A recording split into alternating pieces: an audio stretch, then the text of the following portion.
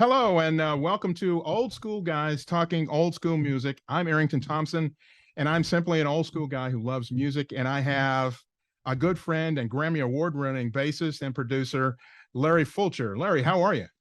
I'm doing good, Errington, man, and thank you so much for for for being the inspiration and the launching of us being able to do this and talk music, old school guys talking old school music, and I'm really well. That's all I think about anyway. But I'm just fortunate to have some friends with us, and I'm going to call y'all War. They can sue me. Or what is it good for? Hits. So we have the super group part of the founding members of the super group War. We have Harold Brown, who was the drummer, and Lee Oskar, who was their harmonica player. Gentlemen, how are you? Good. Thank you. I really appreciate you guys being here. Let's just kind of start at the beginning. Back in the beginning, when you guys were getting this band together, it's 1969, and when you look around the room, there's a ton of you guys, and there wasn't a whole lot of these big groups at the time. There was probably Sly and maybe a couple of others, but none of the groups kind of looked like you guys. You guys looked more diverse than any of the other groups that were out there. Was this a reflection of Southern California? Was this a reflection of, well, what was it? Hey, Well, Hal, you want to? you want me to start, Lee, or what? Yeah. We all have different answers. Let me hear Yeah. you first. Well, one thing about it, here in Long Beach, Compton, San Pedro, we're multicultural. When I grew up here in Long Beach, closest black family to me lived a half a block away. It was Bobby Montez across the street. Larry Fukuhara and them just came out to concentration camps. We was listening to Big Mama Thornton, Sam Cooke, Willie in the Hand Jive, Johnny Otis. There's all kind of music. It wasn't just one cluster in European music. And so I was blessed to be able to grow up in this area. Charles Miller, the original sax player, the one that sung Lowrider, and was the one that worked with Lee a lot. They put those horn parts together. He lived a few doors down from him, right over here, right down Lemon Street before you get to Hill. And matter of fact, when we was rehearsing over there on Hill and Lemon, Snoop Dogg used to come over there on his tricycle and listen to us as a kid. And so in the area that we grew up in, I mean, I met Big Mama Thornton, spent some time with Sam Cooke. I mean, just all kind of people. So it was in a multicultural. So I wasn't just buried in just soul music or the blues. I was hearing Latino music. I was hearing European music. I was just a plethora of music. Lee, what's your thoughts? Well, I was chasing with my ambition to make it in the music business. I was literally on the streets and in LA, and I met Eric Burton, and then Eric Burton would go into this place and jam, and that's where they let me in for free, and so we got to know each other, and then he would tell me that he wanted to start a new band, and so we went around, and we even went to see Phil Spector because Phil Spector was interested in doing a deal with him, and then at some point Eric and I went down to a club called the Ragdoll, and later became the FM station at this club, and the band that was playing there I think you were called the Night Shifts at that point, Harold, or you were No, we're the night shift. Night Shifts, and they were backing up Deacon Jones, a football player, and I was, listen. Let me put it this way, in a nutshell, I was just anxious to be part of anything musical, and the level of musical could have been literally just somebody just barely strumming guitar. I wasn't picky. I would have been excited. I just loved to get, to do music. That's what I lived for, and I wanted to make my success in that. That's why I came to America. So I was very fortunate when Eric and I went to the club, and after Deacon Jones did his singing Oh yeah. debut, Love it, then I jumped up on stage and sang it with him, and what was crazy about it is it was just packed with people, and everybody. It was Hollywood back then. Everybody came up to me, had a deal for me. It's like everybody's like, it's like everybody was want to be a record producer or had a record label or got. It was so much stuff, and everybody was hustling everybody. But so my naiveness, I think, has saved me and made those opportunities better than than having connections and all that, because I was just going with the flow and the groove and excited, anything they would embrace and make me part of it. And when I got with Eric Burton and then the band, and it was like a dream come true, because I used to BS and tell people I knew how to read and write music, because in Survival, especially back then, they would critique if you knew how to read and write. If you didn't know how to read and write, then you must not be a musician. So it didn't matter what I had to do to lie, just to survive, because what matters to me is people hearing me and being in it, rather than being turned away just because I can't read music or some stuff like that. Well, So Lee, Eric Burton would. let me ask Hold on, you. I just want to tell you this. So Eric Burton would send me down to the rehearsal in Long Beach, and tell me which tunes he wants to rehearse, and I would tell, and then I had to act like I knew how to arrange, and Papa Dion says, "Sit down, just poop and just play." So Lee, let's talk just for a second, since we've got you talking about it. Let's talk about the horn section. You and Charles Miller basically made up the horn section, and you guys had an extremely unique sound. As soon as you heard your sound, everybody knew it was War. Tell me about how did you come about that? How did that? It was always it's always been in my DNA, and since I was 6 years old when I got my first harmonica, to be harmonica playing with another instrument, and it became very exciting for me to be able to be part of a horn section. So that was what I always would say to Eric. And then when I got with the band and there was Charles Miller, I mean, literally I would come up with melodies and have him play along. Even when we checked into hotels, everywhere we went on the road, the first thing I would do is knock on his door and say, "Hey, Charles, I got this line right now, this melody line," or whatever it is. And that was just a dream that got embraced by everybody. And so it came true. It's just one of those things I'd love always to be part of. Yeah. Larry, you got some questions, or you want to get into their first hit? Just thinking about what Harold was saying about growing up in that area. It was part of the migration of Black people, especially to California. Most of it came from Texas and Louisiana. So And Mississippi. Mississippi. Yeah. Route 10.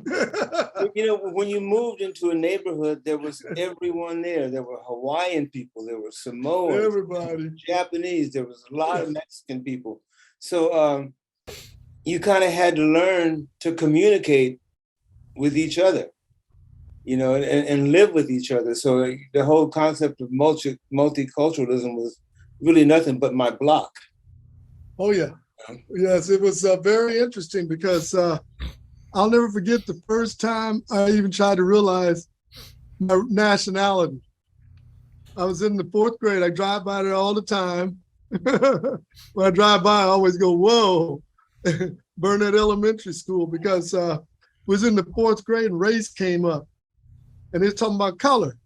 I never really thought about it. So I remember I was sitting there, I drive by that class all the time. I see all the kids out there playing. I get very emotional about it. And I'll never forget I did this. They were talking about race, and I went,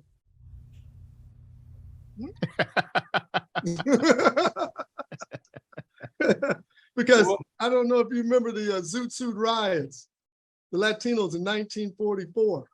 Well, I actually grew up with the George W. Shibley that represented all the Latinos during the Zoot Suit riots. his wife, George W. Shibley, his wife was my den mother in the Cub Scouts, Boy Scouts, and in the Cub Scouts and Boy Scouts. So we didn't have that. So when I'd go places, I didn't experience what you call racism or what, it was a whole different thing. Even when we come down to the Pike in Long Beach, I didn't deal with a lot of different issues. Maybe it's where I carried myself or how I spoke to people. But in the long run, I look at it as a blessing that I didn't grow up with that, feeling inferior to someone else. I felt we was all we're all more alike inside was on the outside. I'd experienced when we go like into Mississippi. I never forget years ago, we was down there and playing in the swamps. It's a different nationals and white kids. We down there playing, we was all having fun. And then all of a sudden, one of, I guess, grandmother or something, Bobby, you gotta go. We'll see you, man. Yep. But otherwise, we weren't. So people don't grow up as racist. They're taught to be racist and that stuff, And I just try to, because we're more alike inside than we are on the outside. We all want, respect. We want love. We want to be able to, live our dreams and work on them. That's why Lee and I get along so well. We get along because we got a lot of same attributes, creativity. We work hard. We see something, we believe in it, we go for it. So tell me a little bit about your first hit, which to me was kind of out of the 60s, Spill the Wine. Would you agree it was kind of more of a 60s throwback a tune, or what's your thoughts on it? Can I Yes. Yeah. So from my end of this story is a couple of things. I ended up staying at Eric's house on his couch. We got a call coming in. That's Howard. Lee Oskar. Hey, Howard. Y'all, I'm on. Okay. And let me I'm on. Thank you.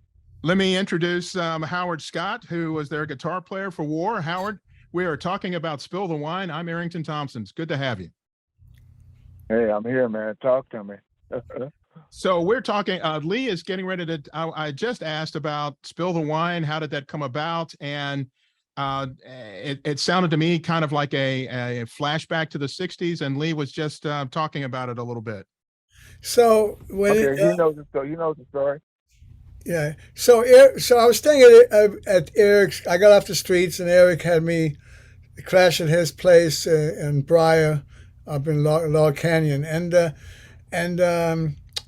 was like, sleeping on the couch there. So we were heading to one of our first concerts as Eric Burdon and War. It was in San Bernardino, and because they used to hitchhike, just a side note, everybody has cars, and I didn't have a car clock, but I was never late. I would get there while they're still setting up. I would hitchhike to the gig. So I got to arrive at Eric, and Eric is talking about Carmen was the young lady that was living with him at that time, who speaks Spanish, and he says, "Man, it'd be great to do like a Latin groove," and then I talk over it, talking about spill the wine, meaning spill the alcohol, and take that pearl, that's the acid, not the girl, but the pearl. So he was talking about that whole concept, and basically that's how the concept got initiated. And then when we were in the studio recording it, Lonnie was doing one of the most cliche riffs that you hear in all Latin music. Doon da doon da doon da. Yep. I mean, there's nothing unique about it, but it's as Latin as it gets, right? And then with that, Eric had his lyrics. He was reading it, and a leaping gnome, like he come to Hollywood and talking about Hollywood, and this whole thing. The story is brilliant. And then Charles and I, played flute and harmonica, zappa, za-da-da, which was a line I just made up there, and and the rest is history. Oh, there's one good thing to know about this is, before the album got released, the single was being put out, and it's on MGM Records because Mm. Eric Burden was still tied to MGM Records with Mike Curb now as the president, because that was a carryover from the Animals. They wouldn't let him out of the agreement. And Mike Curb, the lieutenant, was running for lieutenant governor of California while he's the president of the MGM Records, and brought in the Osmond brothers, or the Osmonds or whatever. So he's running for lieutenant governor, and his campaign was anti-drugs and anti-sex. Yeah. And This song does not fit in that at all. so he didn't want no. We had a tune we want that was the A section. The A side was Magic Mountain. We're going to climb up a mountain and we're going to ball. He says, no, you cannot put that out.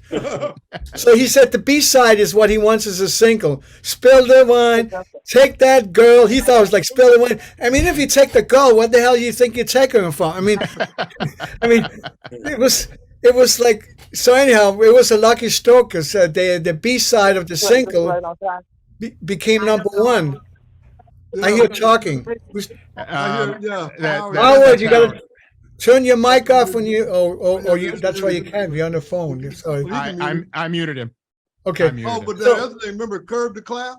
Yeah. So Mike Curb wouldn't let Eric Burden out of the contract, and to be honest with you, he didn't take claim for writing the song. Eric Burden, he wrote the lyrics and we composed the music, but if he took credit for writing anything, then MGM would have owned the publishing. Right. So by opt out and not taking writers, he in theory would have been part owner of the publishing with partners with Steve Gold and Jerry Goldstein, as a partnership. Although that didn't turn out very good. That's a whole nother story. But that way, Mike Curb or MGM didn't get the publishing. So we got credit, the seven of us, as writing the whole tune, which is not true.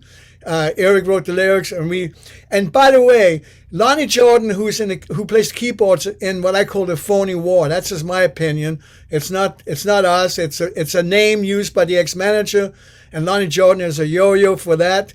And let them continue to be a yo-yo and all that. But the point is that Lonnie Jordan's stories that is put out there is that we got inspired to do Spill the Wine because he got drunk one day, and which is nothing to brag about, and spilled Ripple wine into the board. He did do that, and he screwed up. He made us lose a lot of money and a lot of time. So there's nothing to brag about that. But that was not what inspired Spill the Wine. Okay, Spill the Wine was inspired by Eric Burden, and he didn't take credit because that way he could keep publishing, which I'm sure he didn't get anyhow. So there's the pay-to-play story. Yeah. Larry, you got any questions? No, man, I'm enjoying this, and I'm going back to those times, man. See, I did know heavy segregation. I came out of Texas and moved into Southern California. So it was my first experience ever actually communicating. I mean, we saw white people, we talked to them. My neighborhood was everybody, and you had to talk to them because next door to me was my friend Billy Maserati, whose mother was heavy Italian. I was eating that food, and my best friend Lupe Rodriguez, I was in and out of his door. So, it was an opening. It was everybody. Yeah, but it was an opening of consciousness, an opening to being accepting of other people and not expecting the worst every time. Let's transition into your next hit. And Harold, first of all, how was it surprising that you had a hit out of the box? And second of all, with All Day Music, it has an absolutely wonderful intro, again with Lee Oskar and his solo early in that tune. Tell me about how this tune came about. And to me, the harmony in this tune really sets it apart and really puts the War stamp. Here's how War does harmony. Well, we're a combination of all of us had something to contribute. It wasn't just one of us. It's sort of like a gumbo. Everybody put something in there. Hey, I like shrimps. Shrimps. Right. Or right. I like this. I like this. Yeah, and you start mixing it in. And one of the things that we all were contributors to be able to play. Now, like All Day Music, when you listen to it, excuse me, it gives you that feeling of when we would go out and we'd drive along the coast. You know, when you go like, you're cutting San Pedro, you go through Malibu, Lee would just be over there, and we'd come out the hills, or we'd see the palm trees and the wind blowing and stuff. That's the kind of, you know, California lifestyle we had. It gives you that air whenever I listen to it. I believe that's why a lot of people like it, is because it gives them that euphoria of being free, you know, like you're floating. Yes. And then with the, you know, with the harmonies and everybody, and then the, of course, again, the special spice that Lee and Charles Miller put on there with the horns and stuff, and then with our little Latin grooves, even like with Spill the Wine. I was just playing like what you were playing, a cha-cha or a mambo or something, you know, very casual, not overplaying, just less is best. And that was one of the things that we learned, not to forget, like people like Chris Huston. They were excellent engineers because he had a way of miking, you know, our different instruments. Because in those days, a lot of times we just went in with the whole rhythm section and stuff and the horns, and then maybe Lee and Charles would come back in and put some more flavoring on it. But it was just, you know, the feeling of who we are and where we, you know, went and how we lived in Southern California. And if I can add to this, Harold, actually we used to jam a lot in the studio. Right. And then after, I mean, they literally, to the tape ran out and they would have put another reel on, and we run a cassette or something to always monitor in case we ran out of tape and before the next tape, so it's always documented. And all their music literally was part within a long jam we did. And that was inspired, not literally in consciousness, but in a lot of ways it was inspired by Pharoah Sanders' record that we all loved. Oh, yeah. It was with Leon Thomas. Yeah, I know, remember when you're talking, yeah. You know what? You know the album I'm talking about? Yeah, yeah. What's the name of it? I'm trying to think of the name of it, but it was So Larry, that's why we have you, is to come up with these albums that I can't remember. No, I just remember that song and the feeling of that song. You're right. It really encapsulated California coastal living at that time period. You know, you feel that ocean breeze. You feel the fact that Black kids were listening to it, that Mexican bands were playing it. Everyone was playing it. It's very much Southern California. Yeah. You know, you're talking about Pharoah Sanders, that one album. I remember. Yeah, had a master plan, whatever. Yeah, a master plan or whatever it was. Yeah, but that was inspired to us. But within that long jam we did, we pulled out the section, as you know, that became all their music. And when you talk about the harmonies, a lot of that was really, I would say, more was Papa D. Allen and Howard, Beebe, and Lonnie Jordan. You know, I would definitely say I was not into the harmonies, and sometimes there was too many plastic coats. On all their music, I think it was beautiful. On some other things we did, a couple of things we did, I think was too much like barbershop.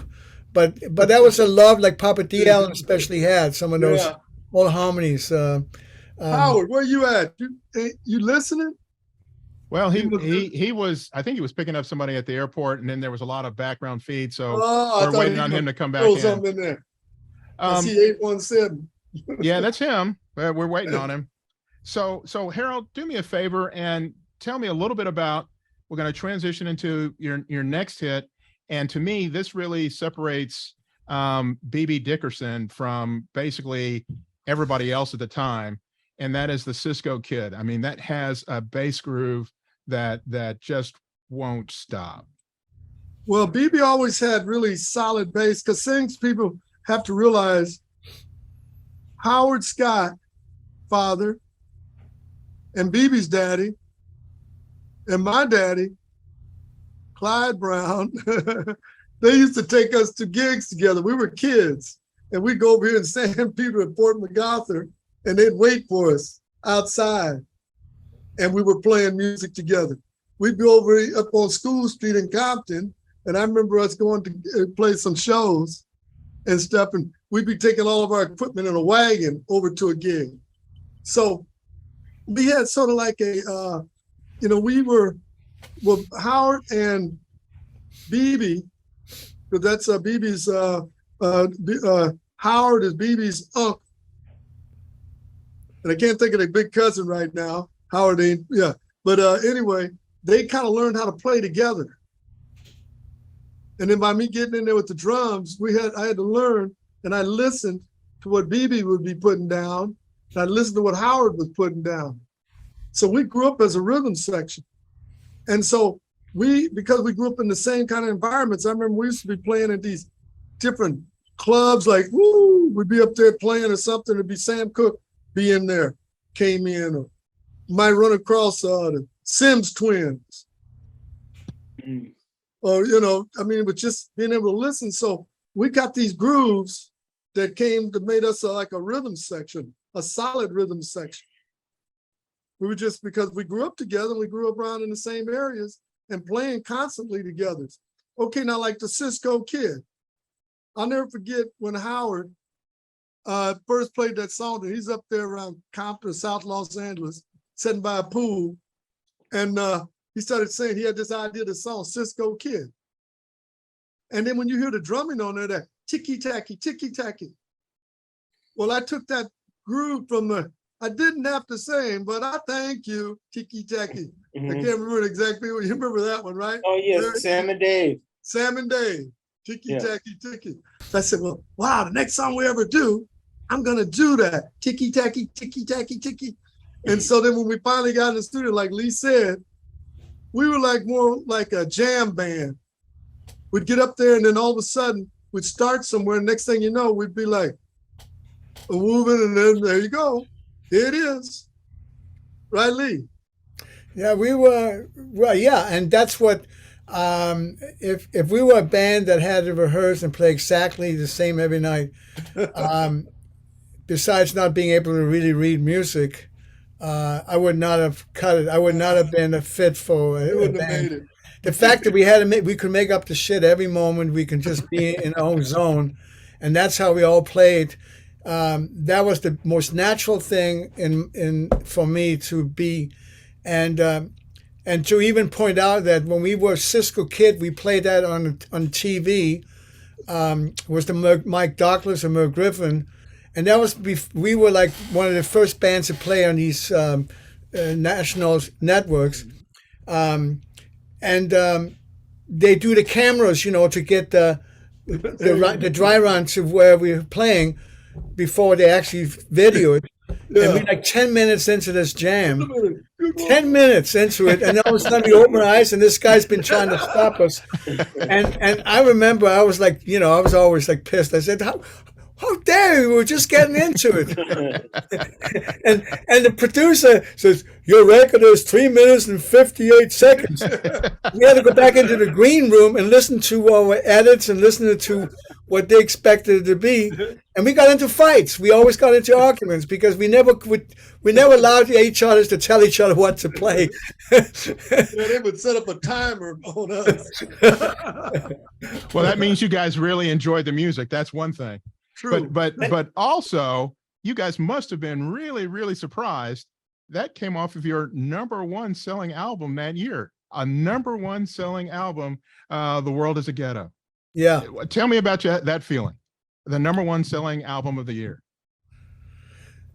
You want me to go ahead, Hal? What do you feel? Yeah. Go ahead. Well, I know one thing. Our first gold record we got. Yep. I took it and threw it on the ground and stomped it.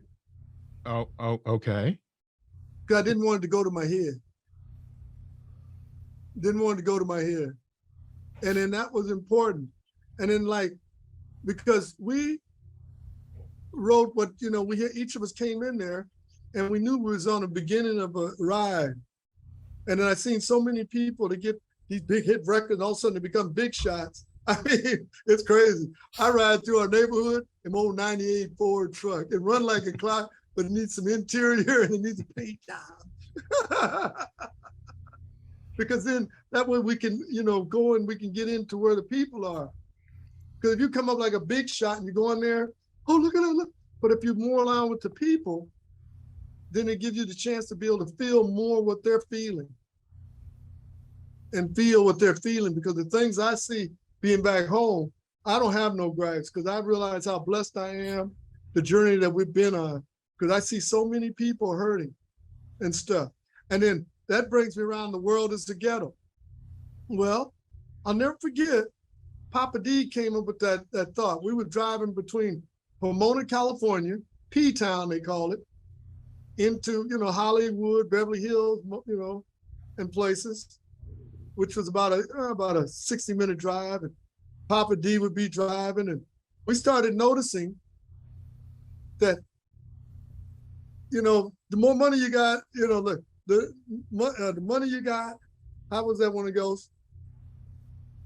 Big money, big problems.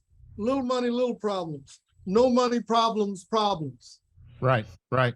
And then we started coming in Papa D, we started seeing different things. Hey, we'd be up there in P-Town, Pomona, we'd see somebody got a flat, but then we'd go down to Malibu or somewhere and see they got a flat. And then their toilets and their drainage ditch would be backing up, and then go over to Watts and they got issues. No doubt about it. We started realizing that everybody's got some kind of issues. And then that's when Papa D kind of started coming up with that thing, the world is a ghetto. And then all of us started coming together, putting it together. And that's one of the songs that BB, Morris D. Dickerson, they call him BB. We started calling him BB. It really is Morris D. Dickerson. And he, to me, was the best crooner in the band. BB had the best voice. Lonnie's got a great voice. Charles had a right nice voice. Howard, he's one of the main people to, inspire a lot of the songs, and his ability to do it like all the songs that he sung on. Right. It brings me right back to that same thing. If it wasn't for Papa G, Lonnie, Lee Oskar, Charles Miller, Howard Scott, leaving somebody up. Harold Brown, don't forget you. Oh, Harold Brown, yeah. You ain't funny. No. It's everybody. Everybody had seemed like they contributed. Yeah. And that's one to go on, Lee. Oh no, I just wanted to say when we had got the gold first record and all that, I didn't understand the games in the industry at that time. Right. Okay. And so a couple of things to point out. One is that when I realized that you're very fortunate, it's like a lottery ticket when you have a hit record. It's not, the music itself just doesn't do it. It's also the game they got to play with the politics and everything to get the ratings and all that. It's no different than a horse race and betting on horse races. It's like you're beating up Billboard, Record World, and Cashbox. You're beating up, all these, even what was his name now? Oh my God, the quarterback, Cal Rodman, Okay. who would type out on paper back then, and stapled these things together, and he would be telling the radio stations what to play. I mean, it was all these things that you had to buy into and all that stuff. And so, I learned that I should respect and not assume it just happens. A lot of people. Because when Greg Orico, the drummer from Slive, connected with me and we did my soul albums, and he was going to be the backup band for Lee Oskar as well, that's when I had a rooting and waiting, like Steve Gold, point out to me, hey kid, don't take these gold records as just thinking it just comes easy. So when I learned that the thing that really matters is not the trophy, everybody buys a gold record and puts it on the wall. It was the certified, the RI, that certifies it is. That's the value. And so one day I was sitting there with a bunch of people at my house, we've been drinking and having a good time. I said, you know what? The tracks on World is a Ghetto, it's not the same tracks same amount of tracks and all that. So they just use some master thing to make the trophy. It's a certified thing that matters. So I took it out of the frame and I put it on the turntable. I remember that.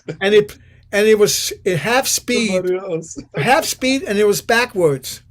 So I transferred over to reel tape and speeded it up, and it was Barbra Streisand. Played it. So unfortunately, go ahead. Unfortunately, our time is about up. And I really wanted to get into I really wanted to get into Slipping into Darkness. Promise we can do this again. What do you guys, we've got about 5 minutes left.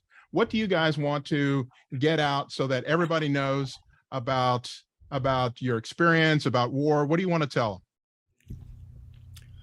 them? Well, I don't know where to lean on that one. Let's talk about something real positive. May you, whoever you are in the music business, know that you only earn what you know how to claim. Amen. That's pretty succinct assessment. That's very true. Yeah, it's called a show business. Harold, do you have any final thoughts? And again, I really want to get you guys back because we barely touched on your experience and how you guys have influenced my life over the years, because I grew up listening to you guys. Well, there's a lot of good things that we still have in working. Lee's been working on a lot of our music, doing stuff. Howard has been working on stuff, writing stuff. We have over $1 million worth of film stuck away in old Howard Hughes' vault. Someday we hope to do a write-on documentary. And we know that we are at one of those precipices, if I might say, right there in our career where it makes a difference. And if we can give 5 minutes to each of the young people out there, because we're working with a lot of young people, that 5 minutes changed my life. I'm sure 5 minutes changed all of our lives. So we're here to pass it forward.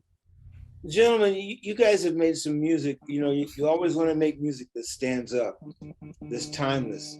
Right now, I can get up in the morning and put on all day music, or The World is a Ghetto, and kids listen to it. Kids ask me, who is that? You guys made some timeless music, and getting to know you as I have over the past few years, and I want y'all to be fully vested in ownership of your own history. You know what I mean? You guys created to the history of this music of the world. Songs like The World is a Ghetto, all day music, that stuff is timeless. Slipping in, I'd like to talk to Howard about that when we get together again. But I just want to say thank you, cats, for what you're doing, and thank y'all for being my friends.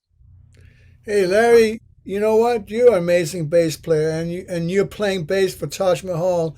And Taj Mahal, to me, is on the same level as Ray Charles, and it doesn't get any better than that. And so Taj Mahal, no matter how famous he is, he's underrated, and it trickles to you too. You're underrated because you bring a lot to the table for Taj. So we all in for the real love, and that's called music.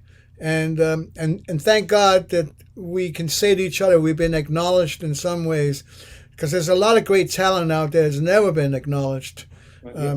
Always. Yeah. And these awards we get, that's the prize. But for me, it's always the journey. You know what I mean? It's what you had to do to get there, from the first inception of, hey, I can have musical discussions with these guys, and we can get together and have a communal musical discussion, speaking this musical language and communicate with people. And y'all found a key. And BB's bass playing his grooves, I mean, they're timeless. Cisco Kid, he took 3 notes, doom, doom, doom, doom, and just lay there in that groove. Howard, we've talked about, Harold, about y'all's influence on Bob Marley and the Wailers. Yeah. Those grooves. I hope we can talk about that at some point as well. Yeah. So let me stop you before you get into that, because that sounds like a good 15, 20 minutes right there. And let me say, we've been talking with War. We are old school guys, and please follow us. We've got Larry Fulcher has got a new website. Go see him at larryfulcher.com. And soon we'll have oldschoolguys.com up and running. Thank you so much for listening. And I'm Errington Thompson. War, thank you so much for being with us. Lee Oskar and Harold Brown.